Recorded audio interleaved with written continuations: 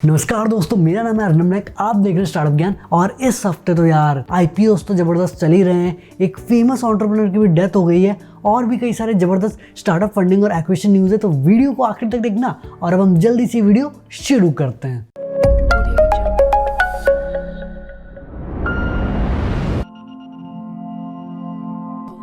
पहली और सबसे बड़ी न्यूज में हम होम फर्स्ट फाइनेंस कंपनी के आईपीओ के बारे में थोड़ा बहुत डिस्कस कर लेते हैं। तो जैसे कि आप नाम से समझ ही गए होंगे, ये एक technology driven affordable housing finance company है और basically first time home buyers जो कि यूजुअली मिडिल क्लास और लोअर मिडिल क्लास के लोग होते हैं, उनको ये हाउस लोन्स देते हैं घर खरीदने के लिए या फिर घर बनाने के लिए।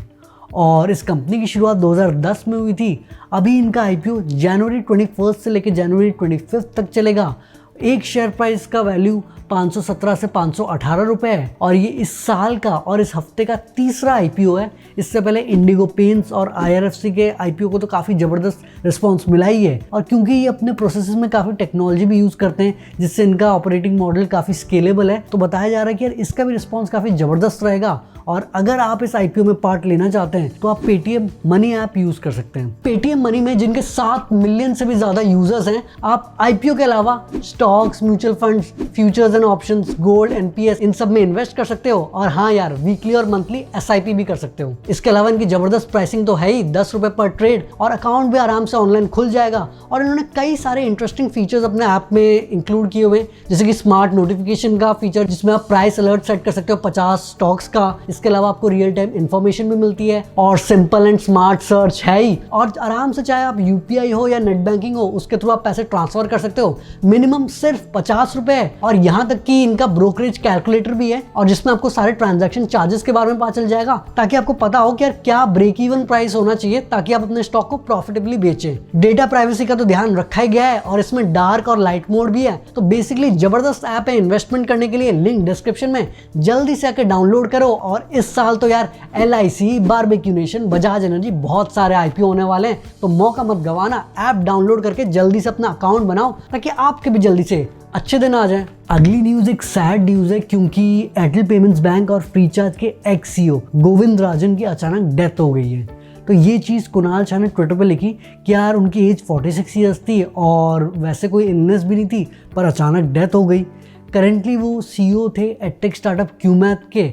और इसके बाद कई सारे स्टार्टअप फाउंडर्स जैसे कि कुणाल बैल जो कि स्नैपडील के फाउंडर हैं, उन्होंने भी अपने थॉट्स एक्सप्रेस किए। तो यार ये एक सही में बहुत बड़ा लॉस है हमारे इंडियन स्टार्टअप इकोसिस्टम के लिए। अगली न्यूज़ है कि यार एलन मस्क ने अभी $100 मिलियन यानी करीब 730 करोड़ रुपए का प्राइज अनाउंस किया है। तो ये उनको मिलेगा जो कि बेस्ट कार्बन कैप्चर टेक्नोलॉजी बनाएंगे। तो बेसिकली ये टेक्नोलॉजी है जिसमें जो पोल्यूटेंट्स होते हैं पावर प्लांट्स और फैक्ट्रीज के, उनको कैप्चर करके अंडरग्राउंड में स्टोर किया जाता है। तो काफ़ी ज़्यादा इन्वेस्टमेंट कर रहे हैं और एलन मस्क का मानना है कि यार अगर हमारे अर्थ को सस्टेनेबल बनाना है तो ये जो ग्रीन हाउस गैसेज हैं इसको कम करना पड़ेगा।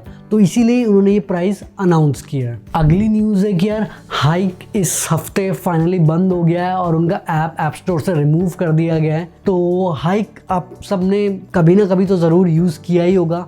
एक मैसेजिंग ऐप था, बताया जा रहा था कि यार एक व्हाट्सएप का ऑल्टरनेटिव है। उसके बाद उन्होंने बहुत सारी चीज़ें अपने ऐप में इंटीग्रेट करी और धीरे धीरे उनकी यूसेज भी गिरने लगी और वो लॉसेस में भी जाने लगे। तो अब फाइनली ऐप को बंद कर दिया गया है। इसके ऊपर ऑलरेडी मैंने एक मिनी केस स्टडी इंस्टाग्राम में पोस्ट किया हुआ है। और आगे ये वाइब बाय हाइक लॉन्च करेंगे जो कि एक ऑनलाइन कम्युनिटी होगा जिसमें आप लाइक माइंडेड और फनी लोगों से मिल सकते हो। और इसके अलावा वो एक रश बाय हाइक भी लॉन्च करेंगे जो कि एक ऑनलाइन प्लेटफॉर्म होगा जिसमें आप कई गेम्स खेल सकते हो। तो देखना पड़ेगा कि यार ये जो नए नए प्लेटफॉर्म्स लॉन्च कर रहे हैं वो कितना आगे जाके सक्सेसफुल होते हैं। अगली न्यूज़ है कि यार Amazon प्राइम वीडियो के साथ भी अब तांडव हो रहा है क्योंकि उनके ऊपर कई सारे केसेस रजिस्टर हो गए हैं। तो पहले जैसे कि तांडव के ऊपर केस रजिस्टर हुआ था कि यार वो रिलीजियस सेंटिमेंट्स को हर्ट करते हैं और इसके बाद उनके मेकर्स ने अपोलोजाइज किया और उन्होंने बोला कि वो सीन्स हटा देंगे। इसके बाद उनका जो शो है मिर्ज़ापुर, उसके अगेंस्ट भी केस फाइल किया गया कि यार ये जो मिर्ज़ापुर जगह है यूपी में उसको बदनाम कर रहे हैं। तो देखना पड़ेगा कि यार उस केस में क्या होगा।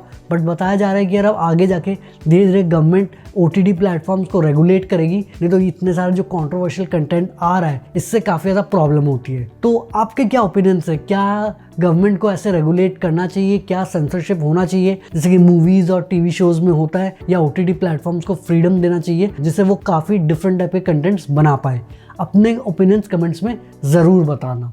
अब बढ़ते हैं फंडिंग न्यूज़ की ओर, जानते हैं कि यार किस स्टार्टअप ने कितने मिलियन डॉलर्स की फंडिंग उठाई है इस हफ्ते। पहली और सबसे बड़ी फंडिंग न्यूज़ ये है कि यार Bangalore based hyper local delivery startup Dunzo ने अपने सीरीज ई राउंड में 40 मिलियन डॉलर्स की फंडिंग रेज कर ली है गूगल, लाइटबॉक्स इत्यादि से। तो डंजो की शुरुआत 2015 में हुई थी और बेसिकली वो मदद करते हैं कि यार पॉइंट ए से पॉइंट बी तक चीज़ पहुंचाने में, चाहे आपको कोई दुकान से कुछ मंगवाना हो या आपका कोई सामान कहीं रह गया है तो वो आपके लिए ट्रांसपोर्ट कर देंगे। और पैंडेमिक में तो उनकी काफ़ी अच्छी ग्रोथ हुई है, तो इस फंडिंग की मदद से वो और सस्टेनेबल ग्रोथ पे फोकस करेंगे। अगली फंडिंग न्यूज़ ये है कि यार गुड़गांव बेस्ड एग्रीटेक स्टार्टअप देहात ने अपने सीरीज सी राउंड में 30 मिलियन डॉलर्स की फंडिंग रेज कर लिए प्रोस्यूस वेंचर से। तो DeHaat basically end to end agricultural services provide करता है फार्मर्स को, तो चाहे एडवाइजरी देना हो कि यार कब कहाँ कैसे ग्रो करना है, वेदर रिपोर्ट देना हो, सीड्स और दूसरे इक्विपमेंट्स प्रोवाइड करना हो, फिर जो फार्मर्स प्रोड्यूस करते हैं वो खरीदना हो, ये सब एंड टू एंड वो मैनेज करते हैं और इससे फार्मर्स को भी एक फेयर प्राइस मिलता है और फिर बिजनेसेस को भी अच्छे क्वालिटी का सामान ठीक दाम पे मिलता है। तो अभी इस फंडिंग की मदद से वो और जोग्राफीज़ में एक्सपैंड करने वाले हैं, अपने टेक्नोलॉजी पे भी और फोकस करेंगे। तो होपफुली यार जैसे जैसे देहात और ऐसे एग्रीकल्चर स्टार्टअप और ग्रो करेंगे, हमारे फार्मर्स की भी इनकम और ज़्यादा ग्रो होगी। अगली फंडिंग न्यूज़ है कि nutrition based health care startup possible, जो कि पहले ट्रूवेट वेलनेस के नाम से जाना जाता था, उन्होंने 5 करोड़ रुपए की फंडिंग रेज कर ली है ऐश्वर्या राय बच्चन से। टोटल में करीब वो 15 करोड़ की फंडिंग रेज कर रहे हैं। तो पॉसिबल की शुरुआत 2015 में हुई थी और बेसिकली वो लोगों को वेट रिड्यूस करने में, उनके लाइफस्टाइल डिजीजेस जैसे कि डायबिटीज़ ये सब मैनेज करने में हेल्प करते हैं और इसके लिए वो आपको एक पर्सनल कोच असाइन करते हैं जो कि आपके लिए एक कस्टमाइज्ड डाइट प्लान बनाता है और फिर वो कंटिन्यूसली सुपरवाइज भी करते हैं ताकि आप अपने गोल्स अचीव कर पाएँ। तो शायद ऐश्वर्या राय बच्चन आगे जाके इस स्टार्टअप की ब्रांड एम्बेसडर बन जाएगी और इनके एड्स पे भी आएगी। देखना पड़ेगा कि इस फंडिंग के बाद पॉसिबल कैसे नेक्स्ट लेवल पे जाता है।